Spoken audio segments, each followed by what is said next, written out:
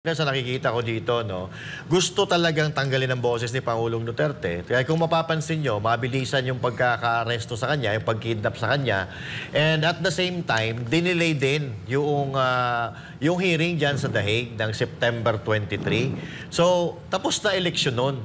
So, ibig sabihin, ayaw nila na manatili si Pangulong Duterte dito sa Pilipinas during the campaign period at during the election. Kasi alam naman natin, katulad nga ng sinabi ni Senator Robin Padilla na si Pangulong Duterte ay apple of the eye ng taong bayan.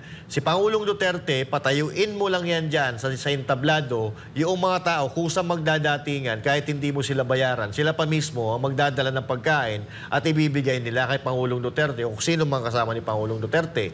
So ngayon, sa tingin ko, ito talaga ang balak nila. Ilayo si Pangulong Duterte sa PDP laban para patunayan nila sa sarili nila itong sinasabi nila na 12-0, na 11, magiging 11-0 na lang kasi umalis na yung isa at hintayin pa natin. Marami pang nauli-ulinigan natin ng mga alis dyan sa Alcancia.